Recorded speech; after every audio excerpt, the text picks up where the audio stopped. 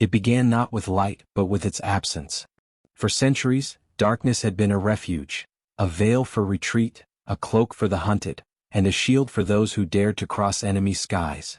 But on one night, in the dying years of the Second World War, that ancient balance shattered. The night no longer belonged to those who hid within it.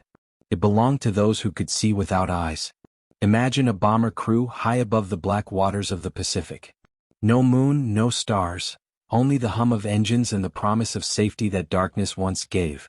And then, from nowhere, a hunter appears. No searchlight, no warning, no visual cue. Just the sudden flash of cannon fire, the tearing of air, the sky erupting like a wound. For the first time in history, a machine had learned to see through the dark, and to kill through it. This was the night America invented radar warfare. This was the night of the P-61 Black Widow. A fighter so different, so advanced for its time, that it marked the birth of a new kind of war. One fought not with sight but with signal. It turned night itself into a weapon, and in doing so, changed the nature of combat forever. The P-61 was not just a plane. It was an idea, the first flying embodiment of a concept that would dominate every conflict to come. Information as power, detection as control, and invisibility as death. So before we dive into this story, ask yourself, when the darkness no longer hides you, what kind of world does that create? And if you could see through the night, would you ever be able to unsee what's revealed? This is a story of invention born from desperation, of engineers who refused to let physics define fear, and of pilots who hunted by echoes in the black. It is the story of how humanity weaponized the invisible. If you believe history should be felt, not just learned, if you want to explore the turning points that rewired the world, subscribe to the channel. Because what you're about to witness is not just the history of an airplane, it's the moment mankind taught machines to sense. The Black Widow didn't just fight enemies. It hunted myths. It hunted the limits of what was possible. And on that night, when the first radar-guided intercept succeeded, a new era was born, the era of electronic warfare. Now let's begin. By 1942, the world was at war in every direction the compass could point. Above Europe, waves of bombers crossed the darkness like slow-moving storms. Below them, anti-aircraft fire reached upward in desperate lines of light, trying to find what they could not see. The night sky was a graveyard of invisible duels. Most pilots relied on instinct and luck, until luck began to fail. For the Allies, the problem was not courage. It was blindness. The Germans had perfected night bombing, and their Luftwaffe prowled the darkness with impunity. British radar systems, massive and stationary, could track incoming raids, but once an enemy crossed the coast, it was like chasing ghosts. They needed an eye in the sky, a machine that could hunt at night, not from guesswork but from certainty.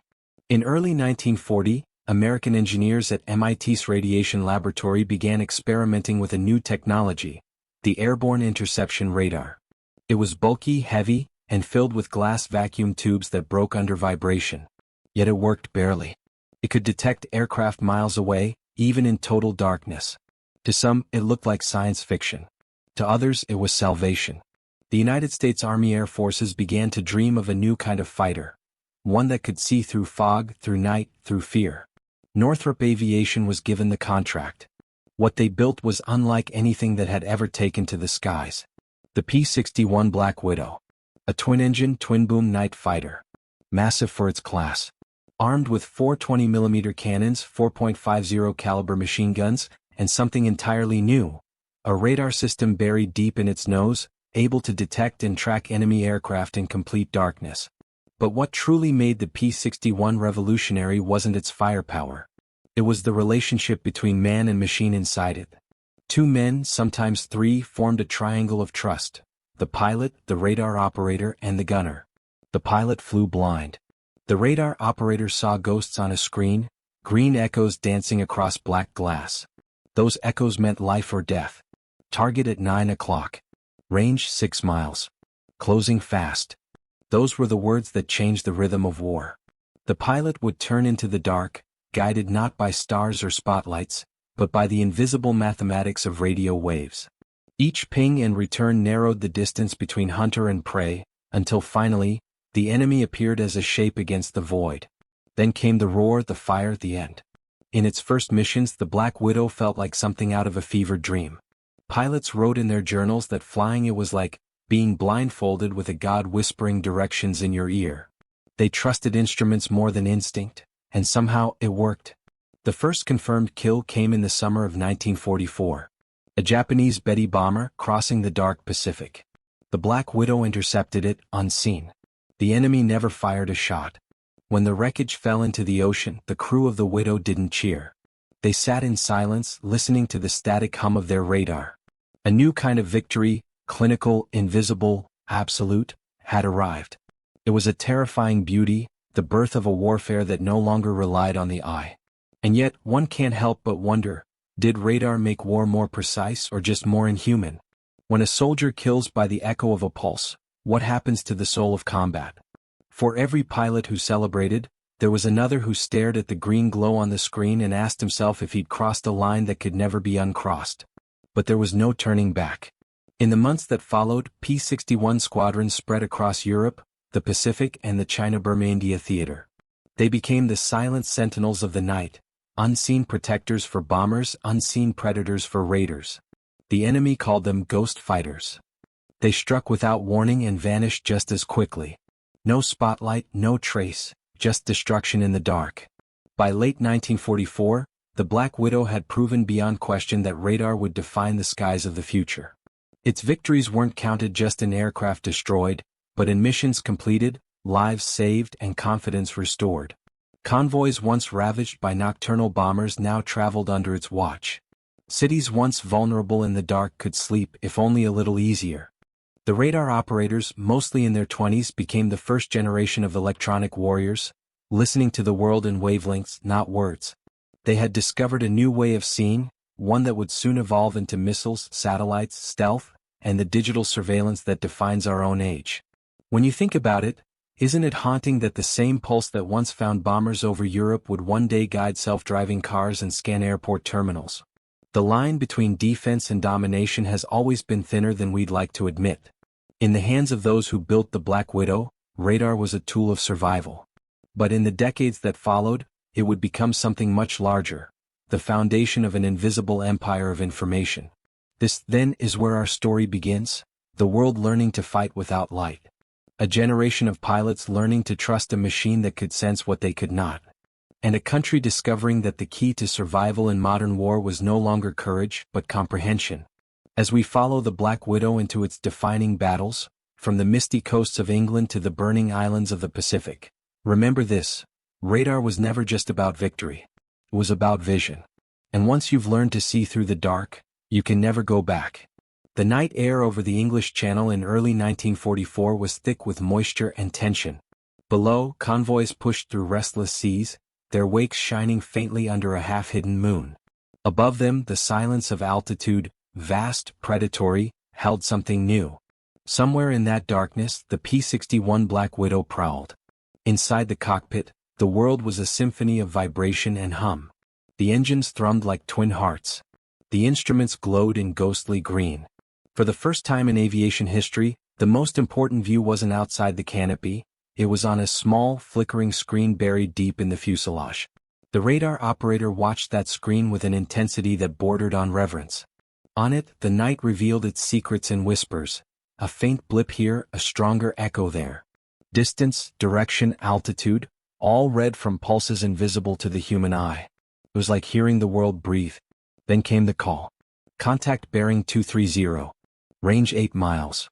Closing. The pilot's gloved hands tightened around the control yoke. He couldn't see the target. He didn't have to. He trusted the man behind him, the machine between them, and the science that bound them both. The aircraft turned gently, its black surface merging with the void. 6 miles. 4. 2. The operator's voice became calm, precise, a lifeline through static. Steady, closing fast, target dead ahead. And then, suddenly, a shadow. The bomber appeared against the faint silver of the clouds, unaware that death had been tracking it for minutes. The pilot squeezed the trigger. 4 cannons spoke at once.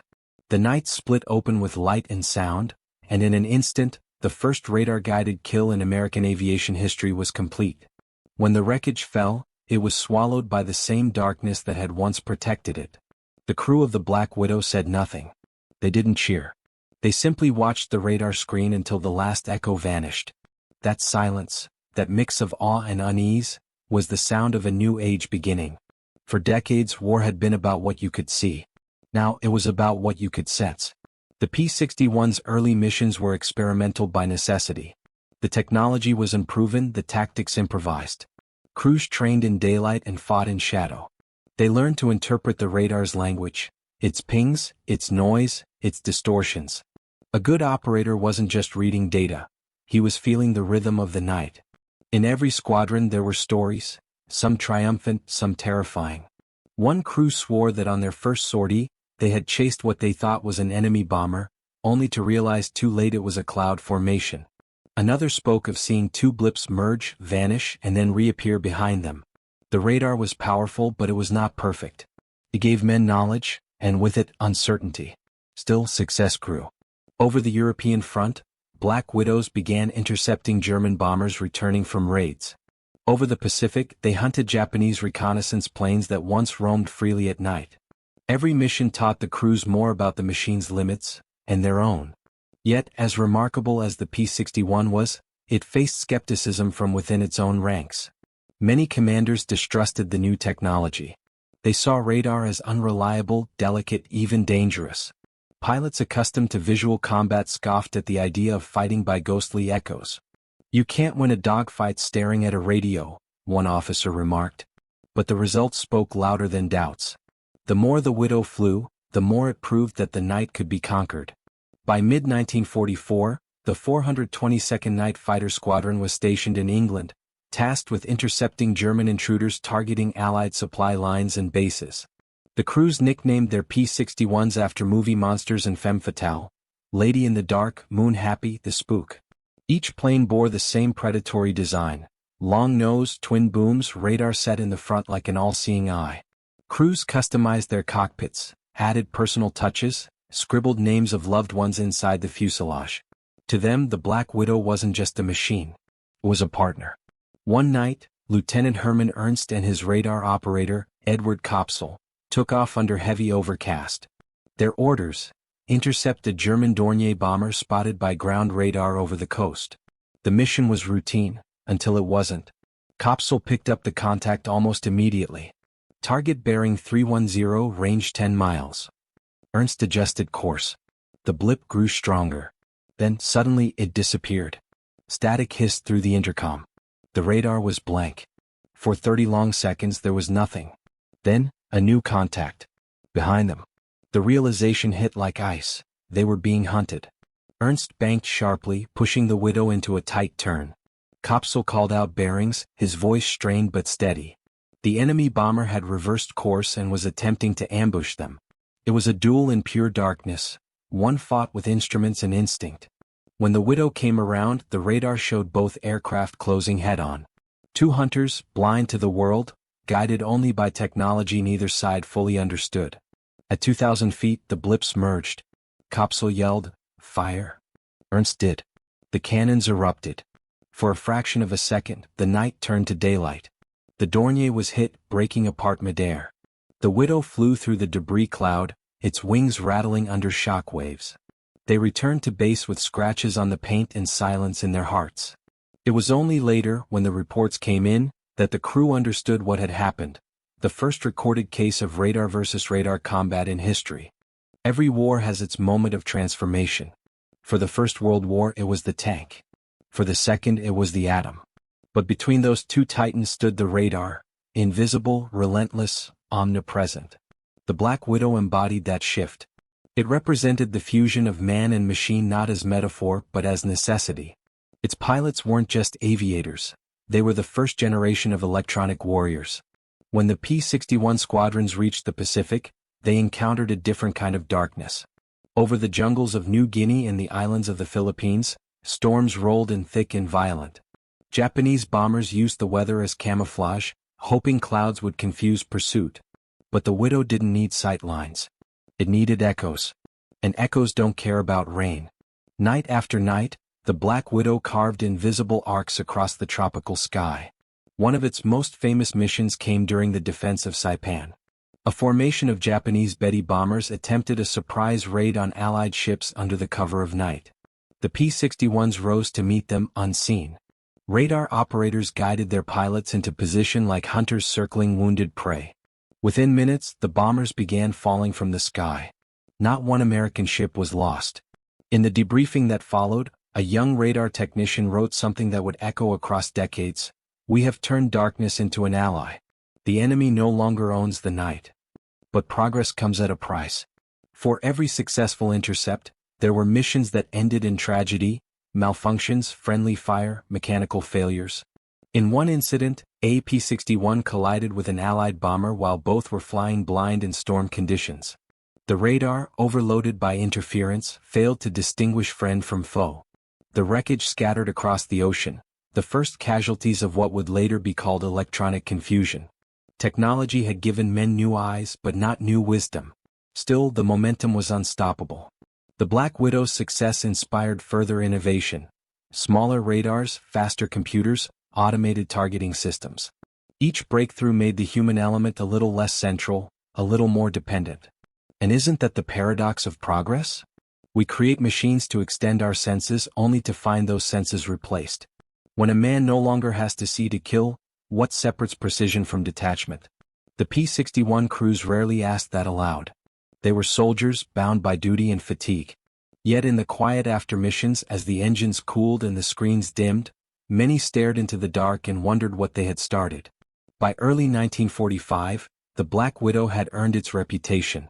Across Europe and Asia, enemy bombers spoke of it in fearful whispers. "The Widow sees in the dark," one German pilot wrote in his diary, "and when she sees you, you are already dead." In the Philippines, a Widow intercepted a formation of 3 Japanese aircraft attempting to flee north. All 3 were downed within minutes. Over France, the same model guided Allied fighters to targets hidden beneath cloud cover. And in the Pacific, it became the final word in nocturnal dominance, the last thing many enemy pilots ever saw. But even as the Widow reigned supreme, newer ideas were already taking shape. Scientists were miniaturizing radar units, integrating them into missiles, submarines, and ships. What began as a massive, fragile system would soon fit into the nose of a jet. The Black Widow's era was brief, barely 2 years from conception to replacement. Yet its influence would echo through the Cold War and beyond. Every stealth aircraft, every early warning system, every radar-guided missile traces its lineage back to that moment in 1944 when a small crew chased a ghost through the night and found it. When the war ended, many P-61s were scrapped. Their frames were too large, their systems too complex for peacetime budgets. But a few survived, relics of a dawn that came from darkness. Today, in museums across the United States, their black paint still absorbs the light. Visitors walk around them in silence, reading plaques that can never capture what it meant to sit in one of those cockpits, staring at a flickering green circle, trusting that it would show life or death. And as you look at it, you might ask yourself, what was the true invention that night? Was it the radar, the airplane, or the new kind of mind that could imagine fighting by echo? Perhaps the real breakthrough wasn't in the metal or the magnetron. Perhaps it was in perception, the realization that the battlefield no longer needed to be seen to be controlled. The P-61 didn't just change how wars were fought. It changed how humanity understood information. So if you've stayed with this story, if the darkness and the science and the ghosts of that era intrigue you, make sure to subscribe to the channel. Because what comes next will take us deeper still, into the laboratories, the battlefields, and the minds that built the machines that listen. The age of radar was only the beginning. The age of invisible warfare was about to begin. The war ended as it had begun, in thunder, in fire, and in silence. When the guns stopped and the smoke thinned, the world took a breath that felt both victorious and hollow. Cities lay in ruin. Nations counted their dead. But in the laboratories, in the quiet offices of engineers and officers, something else was being counted: the data. Radar had not only won battles, it had rewritten the logic of warfare itself.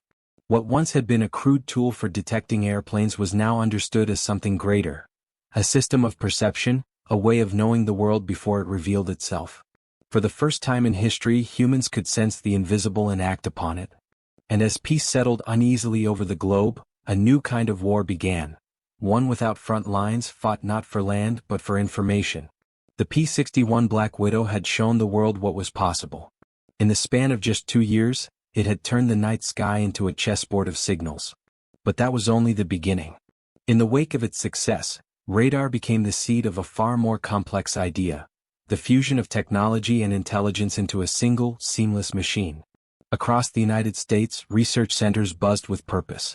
MIT's Radiation Laboratory, the same place where the P-61's radar was born, became a crucible for post-war innovation. Its scientists were no longer just building eyes for airplanes, they were building a nervous system for the planet. Early warning networks, ground-based stations, and long-range detection arrays began to form a silent web stretching from Alaska to the Caribbean, from the British Isles to the Pacific Rim. The goal was simple in theory, impossible in scope: never be surprised again. To understand how this began, you have to imagine the mood of 1945. The atomic bomb had just erased 2 cities. Jet engines had turned the sky into a corridor of speed. And radar was the invisible hand tying it all together. If you could see a threat before it struck, you could stop it. If you could predict it, you could control it. But control, like power, is a hungry thing. The story of radar after the war is not one of peace, but of paranoia. As relations between the United States and the Soviet Union froze into mistrust, the lessons of the Black Widow became blueprints for a new doctrine: total awareness. The first step was the creation of a radar shield. In 1947, as the Iron Curtain descended across Europe, American and British planners proposed a network of early warning stations, radars that could scan the skies for hundreds of miles. They called it the Chain Home Line, later expanded into LASHIP and then the DW Line, the distant early warning network that would one day stretch across the Arctic Circle. Every pulse, every echo, every faint reflection was recorded, analyzed, archived. The technology that once guided a single pilot now guided nations. And yet, in its cold precision, radar carried a deeper consequence. It changed the way humans imagine time itself. Before radar, battle was reactive: see, decide, act. After radar, battle became predictive. The world could now be mapped not only in space but in seconds. The delay between detection and destruction grew shorter, until one day it would vanish entirely. When the first jet bombers appeared, streaking across the skies faster than sound, the Black Widow's legacy evolved again. Radar systems had to grow smarter, faster, able to distinguish friend from foe in fractions of a heartbeat. The old cathode screens gave way to oscilloscopes and digital readouts. Men who once hunted bombers with eyes and instinct were replaced by analysts watching pulses on screens the size of walls. What began as a cockpit partnership, pilot and radar operator, had scaled up into an empire of watchers. There was irony in that. The P-61 had been designed to restore humanity's vision in the dark. But the deeper radar reached, the less human the process became. During the 1950s, radar was no longer just a defensive tool. It became a weapon in its own right. Electronic countermeasures, jamming, deception, false echoes, turned the electromagnetic spectrum into a battlefield of its own. Scientists discovered that by flooding the air with noise, you could blind an enemy radar. By sending false signals, you could create ghost targets. The night that had once hidden men now hid entire armies in waves of static. In 1952, a new kind of aircraft took to the air, one built not to shoot or bomb but to listen. The RB-47, followed by the U-2 and the State Route 71, carried radar sensors and signal analyzers that could map enemy defenses without crossing their borders. They were the spiritual descendants of the Black Widow, watchers in the dark, silent and unseen. Their missions were secret, their consequences vast. Each flight gathered knowledge that could change the balance of the Cold War. Each interception, each flicker on a screen became a small war of its own. The electromagnetic spectrum had become territory, invisible but fiercely contested. And somewhere in that invisible world, the idea of seen changed again. By the early 1960s, radar was no longer a single invention. It was a family: airborne radar, ground radar, weather radar, radar altimeters, missile guidance systems. The invisible had been conquered so completely that the world forgot what it meant to live without awareness. The cost was subtle but profound. The more we could see, the more we feared what we might miss. Every radar pulse became both a promise and a question. What if something slipped through? The United States built networks of overlapping coverage, each layer watching the one beneath it. Radar sites rose on mountaintops, aboard ships, and even in orbit. Satellites began to scan the Earth, bouncing microwaves off oceans and cities. The dream that had started with a single plane chasing a bomber through darkness had expanded into a planetary system of vigilance. Was this safety, or obsession? The engineers who had once designed the Black Widow's radar might have struggled to answer. Many of them, now working in defense labs, spoke of a strange fatigue, the realization that technology once invented could never be uninvented. That every new way of seeing creates a new way of fearing. But fear can be productive. Out of it came the next revolution, the computer. In the mid-1950s, radar operators faced an overwhelming problem. The sky was crowded. Each radar station produced thousands of echoes per hour. No human could process that much data in real time. The solution arrived in the form of electronic computation. Machines could now filter noise, track objects, predict trajectories. This fusion of radar and computation marked the true birth of modern electronic warfare, a world where humans no longer reacted but managed. The operator had become a supervisor, the pilot, a trigger. The Black Widow's legacy was alive in the circuitry of machines that had never seen a battlefield. Its logic, detect, decide, destroy, became the operating system of the modern military. And yet, the irony remained. The aircraft that had given humanity its first mechanical sense had been forgotten, replaced by its descendants. Most P-61s were scrapped or buried. The few that survived gathered dust in hangars, silent monuments to an age of wonder and dread. Still, their spirit lived on in every flicker of radar light. Every surveillance satellite that passes silently overhead is, in some distant sense, a Black Widow, watching, waiting, translating the invisible into power.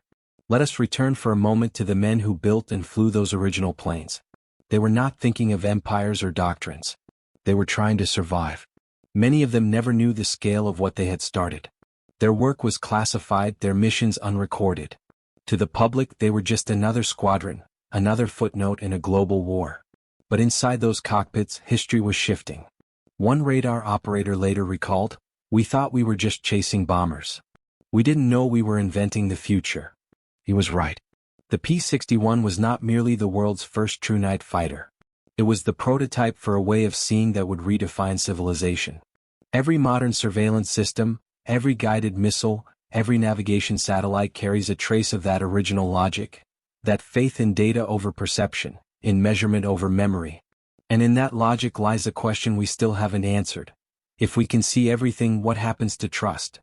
In a way, the Black Widow's invention was humanity's first step toward omniscience, and toward anxiety. The night used to protect us from knowledge we weren't ready to face. Radar tore that veil away. By the time the Cold War reached its peak, radar had evolved into networks capable of tracking not just aircraft, but the curve of ballistic missiles halfway around the globe. The skies that once seemed infinite were now mapped to the meter. The world had become transparent, and more dangerous for it.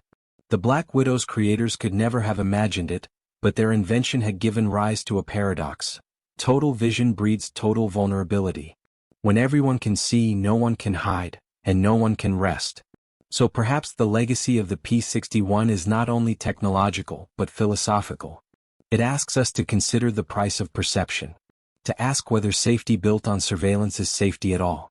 And yet, who among us would choose to return to blindness? If you've followed this far, you've seen how one aircraft, born in war, built for darkness, reshaped not only how we fight but how we think. Its descendants fill the skies today, invisible and unstoppable. But to understand the final chapter of the Black Widow's story, we must descend again, to the jungles and coastlines where it fought its last missions, and to the minds of those who watched their creation fade into myth. Because in war, no invention ever truly dies. It only waits for the next darkness to make itself known. If you want to see how that final darkness unfolded, how the Black Widow's last flight became a prelude to the world of drones, stealth, and digital shadows, stay with us and subscribe. The night is not over yet. By the spring of 1945, the war in the Pacific had become a fever dream of fire and exhaustion. Cities burned like constellations inverted on the earth. The Japanese Empire was retreating, island by island, while the Allied forces pushed forward under skies choked with smoke. The night was no longer an ally to anyone. It was a crucible, and inside it, the P-61 Black Widow hunted for what would be its final prey. The crews of the 548th and 549th Night Fighter Squadrons stationed in the Marianas knew the war was ending. They could feel it in the tone of the briefings, in the weariness of the mechanics, in the way every mission seemed to echo with a sense of finality. Yet even as surrender seemed inevitable, the nights remained deadly. The Japanese were desperate, launching last-ditch bombing raids against supply depots and airfields. They came low and fast, trusting the dark to protect them. It no longer could. In those last months, the Black Widow became a kind of grim angel, the last word of Allied dominance in the sky. Its radar eyes swept through clouds and rain, through the flicker of lightning and the glare of burning oil tanks below. When the radar pinged, it meant one thing: another shadow about to vanish. One such night, July 30, 1945. A mission over Iwo Jima. The crew of a P-61 named Lady in the Dark received an alert from ground control. Unidentified aircraft approaching from the north. The Widow took off into the humid dark, its propellers cutting through layers of mist. Inside, the cockpit lights glowed dimly, two men surrounded by dials and switches, listening for the world through static. The radar operator, Lieutenant Mackenzie, scanned his scope and found a faint contact. Target acquired. Range 6 miles. Heading 210. The pilot, Captain Parker, adjusted course, his voice calm. They closed the distance in silence. At 3 miles the blip flickered, lost, then returned stronger. It was moving fast, low, evasive. The Widow accelerated. At 1 mile, Parker saw a shape break through the haze. A twin-engine aircraft, a Japanese Ki-45 Nick, one of the last operational night fighters. The irony was cruel and perfect. Two predators, both born of the same necessity, meeting in the dark. The Widow dove, closing from behind. Parker opened fire. The cannons thundered, tracer fire streaking across the void. The Nick banked hard, trying to lose altitude, but the Widow followed relentlessly. It was over in seconds. Flames bloomed against the night, and the enemy fell toward the sea. But as Parker and Mackenzie turned back toward base, their instruments began to fail. The radar flickered, the altimeter spun. A sudden flash blinded them, a shockwave rolled through the sky. They had flown through the explosion. For a few heart-stopping moments, it felt as if the night itself was collapsing. When they landed, the ground crews found shrapnel embedded across the wings, fuel leaking from a dozen holes. The plane should not have survived. Yet it had. It was only later, in the debriefing, that the intelligence officer realized the truth. That mission had likely marked the final aerial victory of World War II. Lady in the Dark had made the last confirmed kill of the war, a symbolic ending written in darkness and fire. The Black Widow had begun its story by inventing radar warfare. It ended it by closing the sky. After the war, the P-61's reputation was sealed in the memories of those who flew it. They called it forgiving but fierce, a machine that rewarded patience and punished arrogance. For some, it had been a savior, protecting convoys and cities from unseen attack. For others, it had been a nightmare, an aircraft so advanced it felt inhuman, a weapon that turned men into extensions of a machine. And yet, what came after made the Black Widow look almost innocent. As the Cold War dawned, the radar principles that powered the P-61 were miniaturized, refined, and multiplied. They were mounted on jets, guided missiles, ships, and submarines. The electromagnetic spectrum became the new battlefield, invisible, infinite, and merciless. The first radar-guided missiles, like the AIM-4 Falcon and the British Fireflash, carried within them the Widow's logic: seek, track, destroy. The weapon no longer needed the pilot's eye, it had its own. Soon, entire wars would unfold without either side ever seeing the other. In this new reality, the intimacy of combat, the sight of a rival aircraft, the human heartbeat of a duel, vanished. Warfare had become remote, abstract, mathematical. The night fighter's ghost had evolved into a doctrine of algorithms and automation. But for a moment, just one, the men who had flown the P-61 stood at the crossroads between the old and the new. They had seen both worlds. They understood what it meant to face an enemy directly, and what it meant to trust a screen. They knew that technology could save you, and that it could also take something from you, the part of the soul that feels the cost of pulling the trigger. By the late 1940s, most P-61s were decommissioned. Some were sold for scrap, others converted into weather research aircraft or experimental testbeds. A few were left to rust at the edges of forgotten airfields, their once glossy black paint dull under the sun. The most famous survivor, Moonlight Serenade, was used in storm tracking experiments by the U.S. Weather Bureau. Its radar, once designed to find enemies, was now tuned to map clouds. In the arc of that transformation lay a quiet redemption. The same technology that had once guided destruction now helping humanity understand nature. But even in peace, the Black Widow's legacy refused to fade. Its radar systems became templates for the first airborne early warning aircraft. Its twin-boom design inspired generations of engineers. And in classified projects, the principles of radar stealth, of controlling how a plane reflects and absorbs signals, were already being explored. The Black Widow had taught men to see in the dark. The next generation would learn how to disappear. In 1953, at a small desert airfield in California, an experimental aircraft took off under heavy secrecy. Its fuselage was angular, its surface coated with material designed to absorb radar waves. Officially, it didn't exist. Unofficially, it was the spiritual heir to the P-61, the first step toward stealth. From that lineage came the State Route 71 Blackbird, and decades later the F-117 Nighthawk. Each of them inherited a piece of the Widow's DNA, the belief that mastery of the invisible is the key to survival. But there is a deeper thread connecting them, one that's not made of metal or signal. It's psychological. The same fear that drove engineers to build radar, the fear of the unseen, now drove them to build invisibility itself. It was a circle of invention that never closed, each breakthrough chasing the shadow of its own creation. And still, the Black Widow haunted the edges of history. In the 1960s, American forces in Vietnam flew radar-equipped aircraft that could track movements through jungle canopy.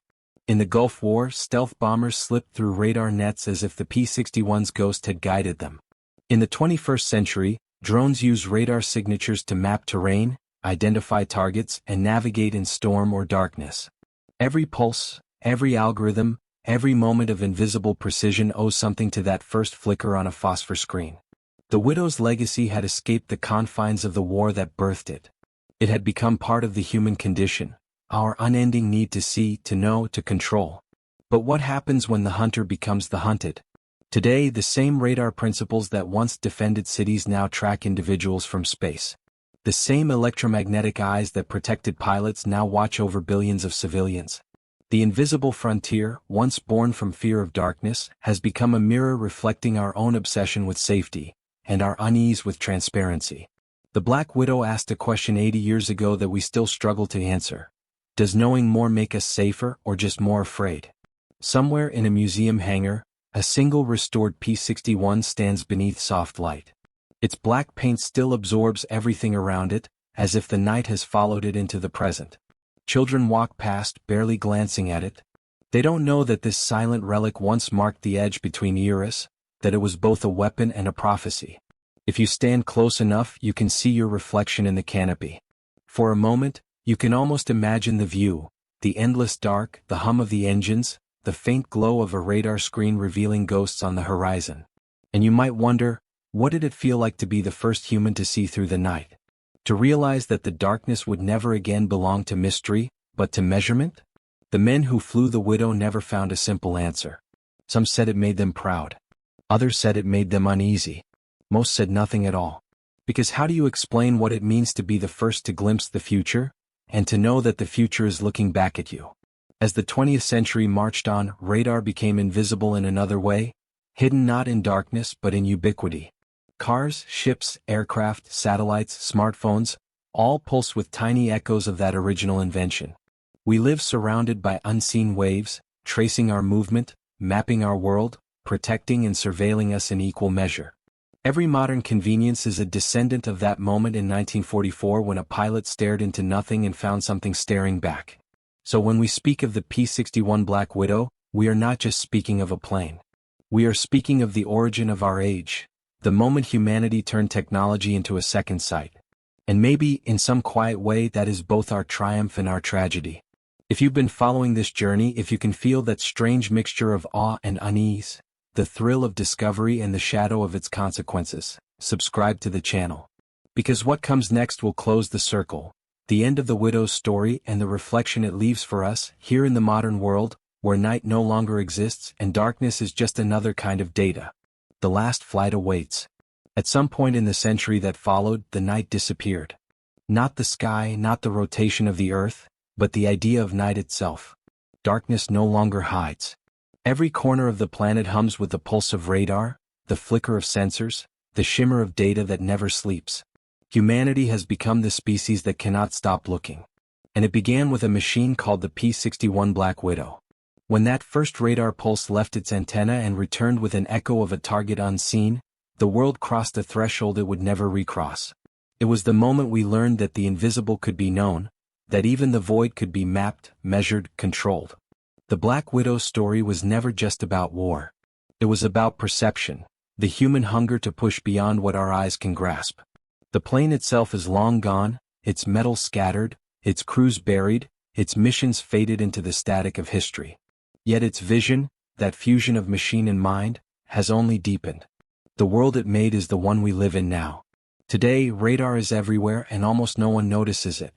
It guides aircraft across the oceans, scans mountains for storms, and tracks cars through rain. It watches the weather, the coastline, the heartbeat of the earth itself. What began as an instrument of war has become the quiet infrastructure of peace and surveillance alike. It keeps us safe. It keeps us seen. But safety and exposure have always been twins.